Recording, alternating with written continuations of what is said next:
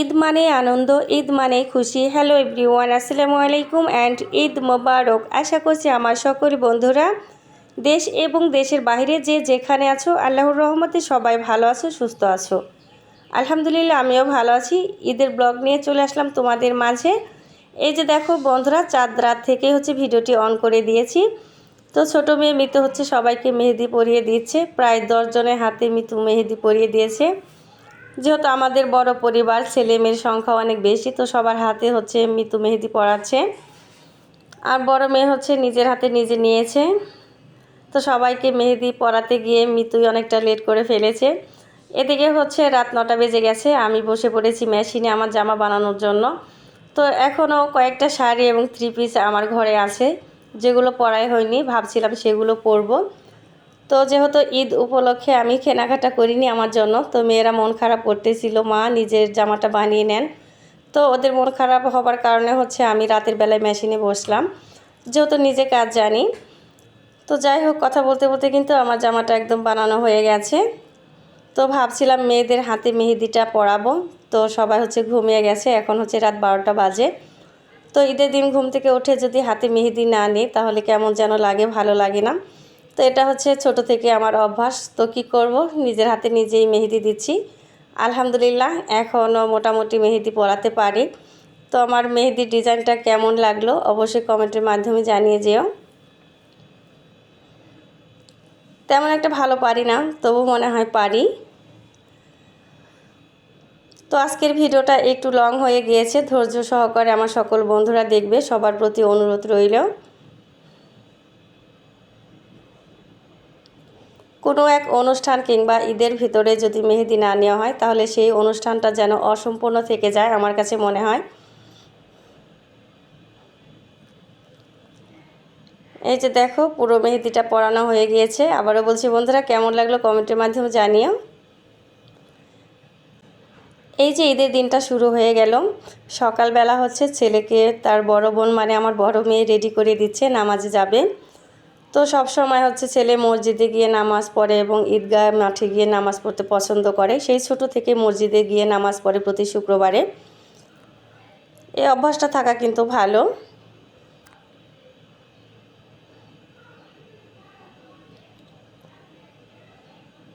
এই মুহূর্তটা মানে কি যে বলবো, মানে অনেকটা কষ্টের ছিল আমার কাছে। তো যাই হোক, কষ্টটার কারণ হাজবেন্ড প্রবাসে থাকে। সবার সঙ্গে একসঙ্গে নামাজে যেত, সেই দৃশ্যগুলো মনে পড়তেছিল। এদিকে আমার ভাসুররা সবাই এক এক করে চলে আসতেছে সবাইকে ঈদের সালামি দেওয়ার জন্য। আর এই ঈদের সালামি পাওয়ার জন্য সবাই কিন্তু অনেকটাই অপেক্ষা করে থাকে। এই প্রথাটা কোন কোন জায়গাতে আছে, তোমাদের ওদিকে আছে কিনা অবশ্যই কমেন্টের মাধ্যমে জানিয়ে যেও। তো আমার এই যে ভাসুরটা প্রত্যেকটা বছরে আমাকে 2টো ঈদ আসবে, টাকা দেবে। আমি নিতে চাই না, যে ভাই এখন বয়স হয়েছে, এখন আমার লাগবে না। তো তারপর প্রত্যেকটা ঈদে আমাকে দেবে। তো সকালবেলা খাবারের ব্যবস্থা ছিল দেবরের ঘরে। তো দেবরের ঘরে সবাই আমরা এবং আমার বড় যে যা, তো 3 পরিবার একসঙ্গে সকালের খাবারটা ছোটো জায়ের ঘরেই খাবো। তো খাবারগুলো পরিবেশন করে দিচ্ছিল ছোটো যা এবং আমার বড় মেয়ে। এই যে একটা আনন্দ পরিবারের সবাইকে নিয়ে, আসলে এটা অনেক বেশি ভালো লাগে। তো সকালবেলা আমাকে রান্না করতেই দেয়নি। তো সকালবেলা ছোটো জায়ের ঘরে খাবো, আর দুপুরবেলা আমার ঘরে খাবে। এবং ঈদের দ্বিতীয় দিন আমার বড় যে ভাসুর আছে তার ঘরেতে খাবো। তো এইভাবেই আমরা মিলেমিশে থাকি। আমরা ছোট 3 জন দীর্ঘ প্রায় 10 বছরের মতো একত্রিত ছিলাম। তো এখন সেপারেট হয়ে গিয়েছি, তারপর আলহামদুলিল্লাহ। তো মাঝে মাঝে আমরা একসঙ্গে খাবার রেডি করে খেয়ে থাকি এবং পরিবারের সবার সঙ্গে মিলেমিশে ভালোবেসেই চলছে আমাদের দিনগুলো।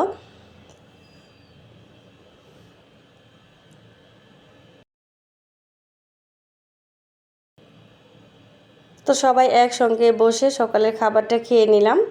এবার আমার পালা, সবাইকে ঈদের সালামিটা দেব।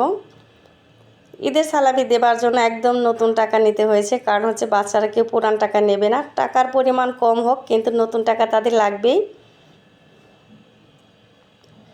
তো আমি সবাইকে ঈদ সালামি দিচ্ছিলাম, এদিকে ছোটো যাওয়া দিচ্ছিল, এই যে মেয়েদেরকে দিচ্ছে।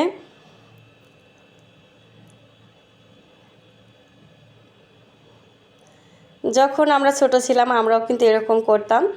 তো এদিকে হচ্ছে আমার কিউট কিউট নাতিরা চলে এসেছে, নাতিদের হাতেও হচ্ছে টাকা দেব এবং হচ্ছে একটু আনন্দ করতেছিলাম। তো আমার হাজব্যান্ড, দেবর, ভাসুর ইনারা হচ্ছে 7 ভাই, অনেক বড় পরিবার, ছেলে মেয়ে নাতি নাতনি এগুলোর সংখ্যা অনেকটাই বেশি। তো আলহামদুলিল্লাহ এত বছর ধরে এই পরিবারের সঙ্গে যুক্ত আছি, অনেক মিলেমিশে আছি, প্রত্যেকের মন মানসিকতা ভালোবাসা আজও অনেক বেশি ভালো আছে। তো আমি সবসময় এটা গর্ব করে বলতে পারি, এমন একটি পরিবারে বউ হতে পেরে আমি নিজেকে ধন্য মনে করি এবং আল্লাহ তাআলার দরবারে অনেক অনেক শুকরিয়া আদায় করি।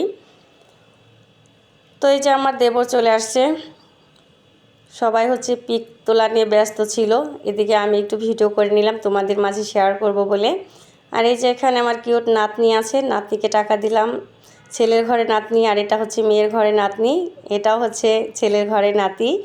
অনেক কিউট কিউট নাতি নাতনি পেয়েছি এই বয়সে আলহামদুলিল্লাহ। সর্বশেষ এই যে কিউট একটা নাতি, তো এই নাতিকেও দিলাম, খুব সুন্দর শক্ত করে টাকাটা ধরলো। তো আমার ভাসুরও হচ্ছে এদিকে হচ্ছে মিতুকে টাকা দিচ্ছে। তো 7 পরিবার সবাই সবার বাচ্চাকে নাতি নাতনিদেরকে টাকা দেয় ঈদের দিন, তো বাচ্চারা অনেক বেশি খুশি হয়ে থাকে। তো এই যে আমিও অনেকটা খুশি। তো এবার এক এক করে সবাই ঈদগাহ মাঠে চলে যাচ্ছে, সবাই চলে গেছে, বাকি কয়েকজন ছিল, তো তাদেরকে আমি ভিডিও করে নিলাম। ভিডিওটি দেখতে দেখতে আমার যে সকল বন্ধুরা এতদূর চলে এসেও ছোট্ট একটি লাইক দিতে ভুলে গিয়েছো, প্লিজ একটা লাইক দিয়ে বাকি ভিডিওটুকু দেখে নিও, আশা করছি ভালো লাগবে। আর যে সকল বন্ধুরা ফার্স্ট টাইম আমার চ্যানেলে ভিজিট করেছো, আমার ভিডিওটি দেখছো, যদি ভালো লাগে অবশ্যই চ্যানেলটাকে সাবস্ক্রাইব করে পাশে থেকো। এই যে আমার আরেক ভাসুরের পুরো পরিবার তো ঈদগাহ মাঠে যাচ্ছিল, বললাম যে ভাই একটু দাঁড়ান আমি একটু ভিডিও করে নেই, তো আমাকে ভিডিও করার সুযোগ করে দিল। তো শ্বশুরবাড়ির প্রত্যেক মানুষ অনেক বেশি ভালো, যাদের প্রশংসা করে আসলে শেষ করা যাবে না, আমি বরাবরই কিন্তু এই কথাটা বলে থাকি। তো তারপরে দেখতে পেলাম আমার ভাসুরজি সবাইকে টাকা দিচ্ছে। তো এখন হচ্ছে 11টা বেজে গেছে, আমি চলে আসলাম রান্নাতে। তো অলরেডি চুলায় হচ্ছে গরুর গোশত রান্না বসিয়ে দিয়েছি।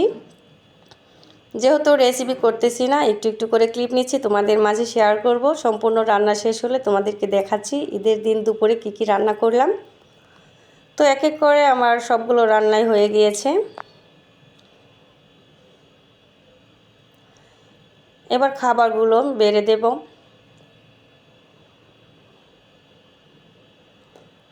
ঈদের দিন আসলে মনের ভিতরে যেমনটা আনন্দ থাকে তার থেকে অনেক বেশি কষ্টও থাকে।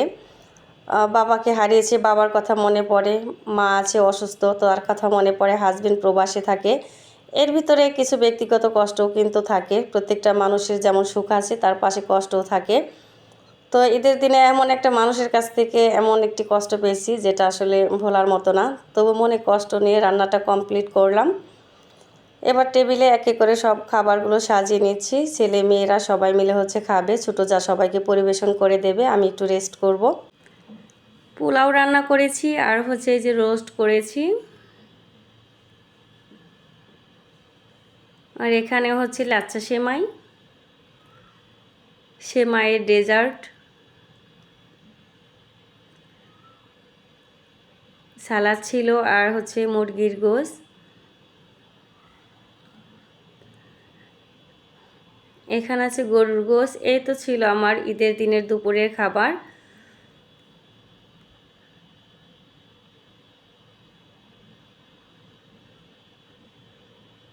এবার এক এক করে সবাই খেয়ে নেবে। আমার ভিডিও কিংবা ভয়েসের মাঝে ভুল হলে বন্ধুরা সবাই ক্ষমা সুন্দর দৃষ্টিতে দেখবে। আর যে সকল নতুন বন্ধুরা একেবারে নতুন যুক্ত হয়ে গেছো, অবশ্যই তোমরা সুন্দর একটি কমেন্ট রেখে যেও, তোমাদের কমেন্ট ধরে যেন আমি তোমাদের পরিবারে যেতে পারি এবং তোমাদের পরিবারের সঙ্গে যুক্ত হতে পারি। আর আমার আজকের এই ঈদের ব্লগটা কেমন লাগলো কমেন্টের মাধ্যমে জানাতে একদমই ভুলো না। তোমাদের এত সুন্দর সুন্দর কমেন্ট পাই যেগুলো পড়ে নতুন ভিডিও বানাতে অনেক বেশি উৎসাহিত হই। এই যে দেখো আমার গাছের দুটো লাল গোলাপ।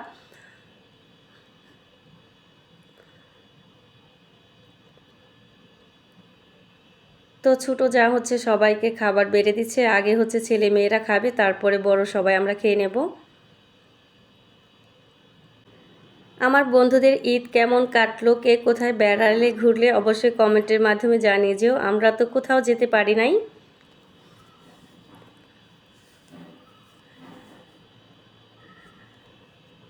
তো বিকালবেলা হচ্ছে সবাইকে সালামি দেওয়া শেষ হয়ে গিয়েছে। এই যে আমার ভাসুর যে টাকাটা দিয়েছিল এটা ভাবলাম ব্যাংকে ভরে নেই। ব্যাংকের প্রথম টাকা হচ্ছে আমার ভাসুরের দেয়া ভালোবাসা। আর এই যে বাড়ির সব বাচ্চাদেরকে টাকা দেবার পর হচ্ছে যে সালামির টাকার ভিতরে 50 টাকা ছিল নতুন, সেটাও ভরে নিলাম। তো মনটা ভালো লাগতেছিল না, তো ভাবলাম একটু সবজি বাগানে ঘুরে আসি। বাসা থেকে কয়েকদিন ধরে এসেছি, সবজি বাগানে আসা হয়নি। তো এই যে কিছুদিন আগে কুমড়ো চারা লাগিয়ে গিয়েছিলাম, দেখতে পেলাম হচ্ছে 3-4টা কুমড়া ধরেছে।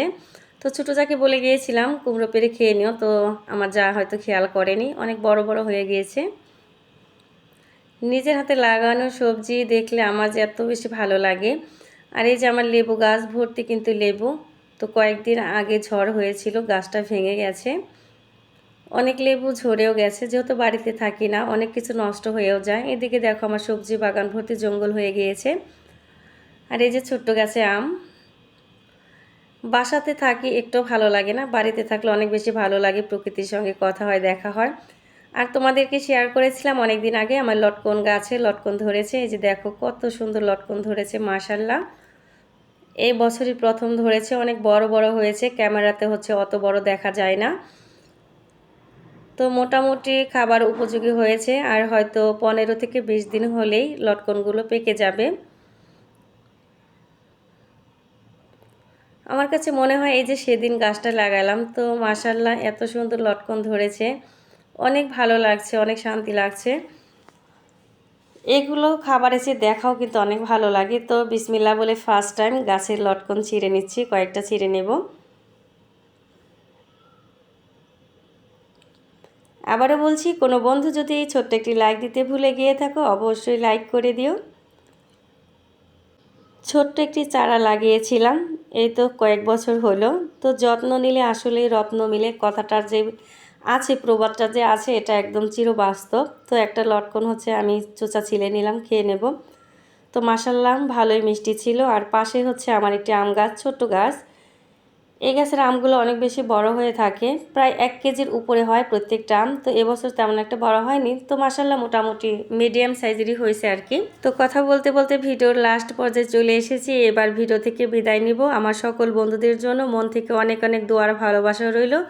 সবাই ভালো থেকো, সুস্থ থেকো, আল্লাহ হাফিজ।